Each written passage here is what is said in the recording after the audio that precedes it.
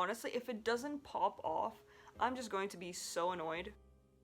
Hi, welcome to my channel, Inks and Tomes. I'm Nat, and today I'll be doing my December wrap-up. First of all, 2021, thank goodness, is here because 2020 was a year, and I'm just here hoping that 2021 brings us the reprieve that we all really need. I am definitely looking forward to 2021 because one of my New Year's resolutions is just to be more present and to be less serious about this YouTube channel, because I've been trying a lot and I like learning, but I also realized that I've been really busy and I can't produce videos the way that I want them to because sometimes it just takes a lot of time. So I'm just here trying out stuff, and I would encourage you to do that as well, because for me, one of the things that 2021 is going to be is just trying new things. My New Year's resolutions are entirely based upon trying new things and not being afraid of failure.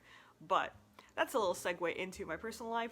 What we're here for is my 2020 December reads, and we're going to start off with fiction, as always. And the first book that I finished in December 2020 was The Love Story of Miss Queenie Hennessy by Rachel Joyce. I mentioned this in my carry-ons for a last video. I finally finished it.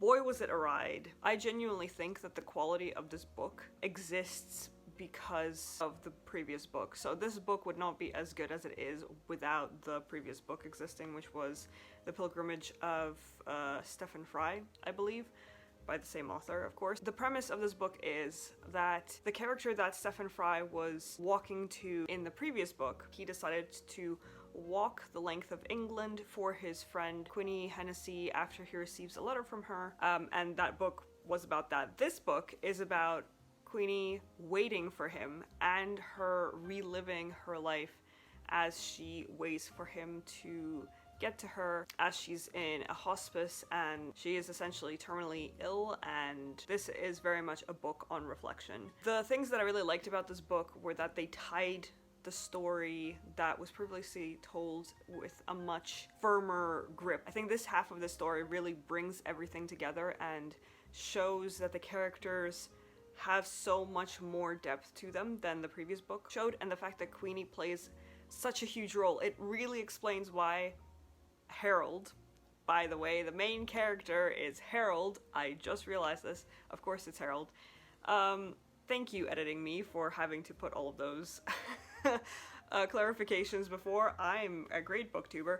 So Harold, it really elaborates on the relationship between Harold and Queenie and why Harold would go on this path for her, whereas it also makes Queenie a very alive character. And because the author based a lot of the events surrounding Queenie on her own past or what she experienced, you can tell that there is emotion, and so this book, I would say, is very real and very painful, but also that's what made it a really good read, in my opinion. I think I gave it 5 out of 5 stars because I bawled. I got to one of the last chapters and I was just sitting there sobbing because it just hit me so hard. And I think that David, which is the son of Harold and really plays a huge role in this book, as did in the previous book, but this book we get to know more about him. He was my, I can't say favorite character because there was a lot of problems with him, but it was a character that made me feel a lot. The negatives of this book, I don't really have any criticisms for it. I think it was really well paced.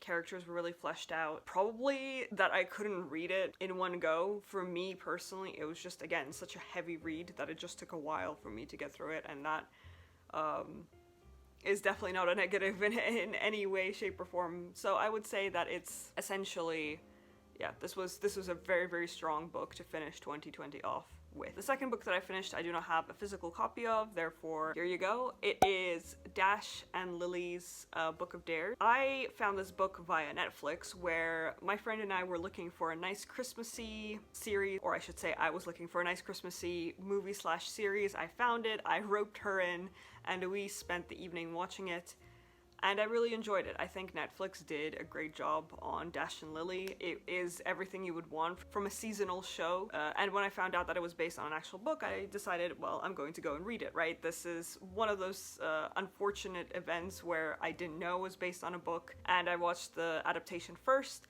and I can say I am glad I did.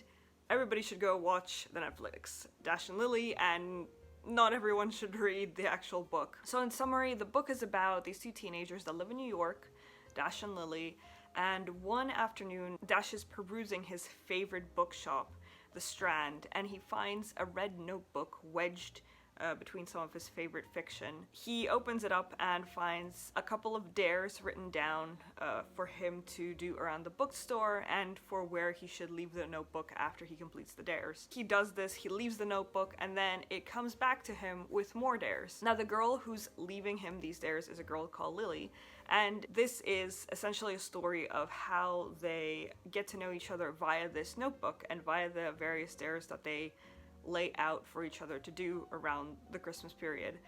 The thing that I liked about this book was the concept, which is why the Netflix series took this concept and made it so much better, because there are a lot of shortcomings that I feel this book has. First of all, Dash is an insufferable character. In the series, he's already borderline where you're kind of like, my guy, you need to really sort your shit out because this is just not working, and you're being a bit all over the place and kind of. In the book, it's just cranked up to 11, and I think that Netflix did a really good job in tempering that pretentiousness and kind of making it semi-likable. Dash in the book is just almost insufferable. You read this and you're thinking, if she'd met you face to face, you probably never would have got on with her, because Lily just would see right through you, and it was only thanks to this notebook that you two even got talking. Lily as well is a lot less charismatic than she is in the TV show. I think the actress they got to play Lily was really good. The book itself is also very white. The show definitely made strides in diversifying the cast, whereas the book kind of really depicts the fact that this cast is very, very white. I think I might have given this book 2 out of 5 or 3 out of 5. I'm leaning towards 2, but I would genuinely encourage you for 2021, if you're looking for something Christmassy, Dash and Lily is your way to go. And if you really like it, then maybe read the book, because there's a book 2 and 3. I don't know if we're getting more Netflix adaptation for that, but I'm essentially reading just to find out what happens next with these characters. But yes, watch the show, maybe read the book. Then my third and last book read for fiction, Once Upon a River, which is our December book club book, and oh boy, was I not prepared for this book. This is definitely a book that is not something that I would have picked up normally. And the summary is as follows. There is a little inn on the Thames about 100 years ago, where stories are the currency of trade. People come to listen to these stories being told, and we are thrust into a story as it happens, where one night Henry Daunt appears carrying a child in his arms, and the child is dead. A couple of hours later, the child comes alive, and there are several people now claiming that this is their daughter. And the whole entire book revolves around finding out who this child belongs to, where she's from, and untangling the various relationships of these people who claim that this child belongs to them. This is a very character-driven book. While the plot itself progresses forward, the book definitely relies on the characters and their emotional states for perceiving the world around them, because some magical realism does wriggle its way into the book. The things that I liked about it was the feeling that you were sitting at a pub somewhere in England and you were listening or watching the story unfold in front of you. What I didn't like was that this was pretty long for what it was trying to do. I feel like there were some bits and pieces here and there where it could have been cut down, or it needed to be just slightly more present, because it just went too much into the characters for my personal taste. However, I'm going to be discussing this book with some people from the book club, and I will have the full video out soon, so I can go full on in-depth rant mode about this book and talk about everything. Everything that I liked and everything that I disliked, so I'm excited for that. But yes, I gave this book, I think, 4 out of 5 stars. It would have been a 5 out of 5 if it was slightly just more condensed, I think. And there's this one bit where I completely disagree where the author went with this character, which again I will be talking about in the video, in the long video about this book. So if you'd like to hear more of a ranty review, or more of a rant really about this book, then feel free to check it out. I will link this eventually when it comes out to this video as well. And now for the nonfiction read that I finished in December. I finished, although this is slightly a lie, this book, which I mentioned in my previous video, Amsterdam, A History of the World's Most Liberal City by Russell Shorto. And to be fair, I'm still about 50 pages left from the end, but I feel like this would not count as a book read in January if I'm about to finish it in the next 2 days. So I count it as complete, and I know for a fact that my rating will stay at 5 out of 5. I've already raved about this book. I will continue to rave about it. I think this is one of the best accessible books on history of anywhere written that I've read so far. The style of writing is very story-like. The book reads like a story, like a very dense storybook, and then you sometimes have to snap yourself out and think that this happened. This is the history of the world. This is exactly what we've and our ancestors have lived through, and I am so happy that I've come across this book, and I can't wait to read the one that he wrote about New York. Obviously, there's not really much to say in a synopsis, but this is essentially a condensed history of the city of Amsterdam from its inception to modern day, and how it ties down to the Dutch East Indies Trading Company, to the founding of New Amsterdam / New York in the US, how it contributed to the financial sector and the financial markets that we know today. Again, I really would encourage anybody who's looking to read any sort of nonfiction to pick this book up. If you're coming to visit Amsterdam or just visited, pick this book up. If you feel like you need some new nonfiction in your life, pick this book up because it's just so digestible. Yes, please give me more of this. I'm literally buying myself a copy of this book for my birthday. So now I'm gonna calm down and with that, wrap up the books that I've read in 2020. And I do have, unfortunately, a book that I carried over into 2021, and that is a astoundingly written book. I am sorry to everybody who likes this author. I just can't get behind it, and that is this baby, and that is The Christmas at Lilac Cottage by Holly Martin. Now you might be thinking, how bad can it be?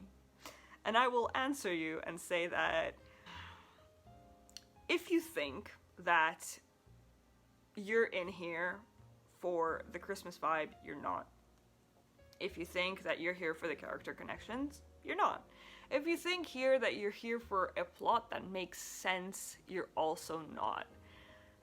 And I honestly don't know why I'm still reading this. I think mostly it's because I'm having so much fun posting my comments after each chapter on Instagram, looking at all the ridiculousness that this book presents.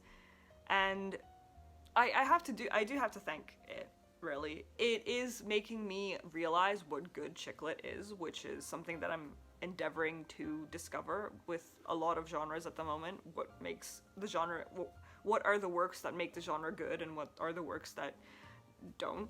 But before I get into it, sorry, it is about a spinster with the old age of 29, living in a small cottage, again, south of England, and she rents out her annex to who she thinks is a couple, Henry and Daisy, but turn out to be father and daughter. Now, you can probably guess where this is going. Obviously, she's single, and she has a dark past, and there's a lot of problems there. She eventually gets together with Henry after a lot of sexual tension and just really unsexy sexual tension. Does anybody understand that? Honestly,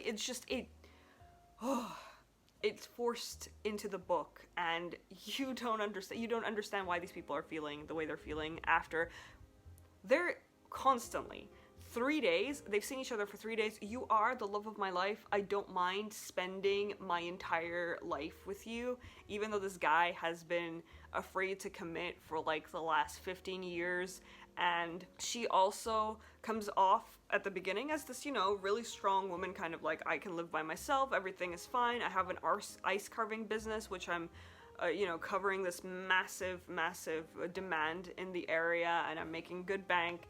And then all of a sudden he waltzes in, and you're just a demure, weak woman who needs a man to save her. And I'm just, oh my god, this book is literally, yeah, you know, if you need me to tell you why I'm reading this, is because I've committed already so far, and it's just really fun to pick it apart because yike. This is definitely gonna be a 1-star. I would not recommend anybody to read it. And I am not really sure how it's going to end, because, as in, there's really only one ending that you could possibly get from this book, but... So, yeah, I have to probably finish this over the weekend, and then we'll see how my brain wipes it from its memory bank, because... oh well. But I'm also here to announce the book that we'll be reading in January for the book club, and that is 6 of Crows. Finally, we're getting to this book, and it's going to be... oh, I'm not ready. I'm ready because I want to be part of, you know, the 6 of Crows gang and the Crooked Kingdom, and be like, yes, this is the best series on the planet. I'm also not ready because, you know, Darker Shade of Magic let me down, man. Like, it let me down. And 6 of Crows, if it doesn't pop off, honestly, if it doesn't pop off, I'm just going to be so annoyed. Because this book is I don't know, the pedestal of Booktube has raised it so high up that if it doesn't scream perfection, I'm just going to be upset. So yes, going to start off 2021, super on point, and we're going to be reading this book. So after I finish off that tragedy, as well as the perfection that is Amsterdam, probably like in the next couple of days, we are going to be starting this book. So if you feel like you too are missing out on Booktube's baby, then you are free to join us in the Discord link down below and rant about this, because all I'm hoping is that the ranting is just positive, and I'm not calling up my friend going like, I can't understand these characters, and having that visceral reaction to the book as I did with A Darker Shade of Magic, which again, I'm actually looking forward to reading book 2 and 3, because I think there's a lot of potential there, and I am ready to try and love the characters, but... ow. But I'm hoping 6 of Crows, you gotta do me well, you know? I'm 6 dangerous outcasts, 1 impossible heist. Like, honestly, I have no idea what this book is about. I just know that there's some, like, found family that is just precious, and I'm here for it, so yeah. Going to be reading this 100% in January, and then we'll see what else comes along. Oh, okay, I actually got worked up about those books, so I am going to go and read some more, actually, probably. Try and finish off this, again, I'm just, why am I putting myself through this? So I hope you are staying warm and staying cozy, and that the holiday season has treated you well. I know that it's a difficult time for a lot of people, and this year has been very different, but we have made it through, and it's going to be okay. Stay safe, stay warm, stay cozy, and I will catch you in the next one. Bye-bye.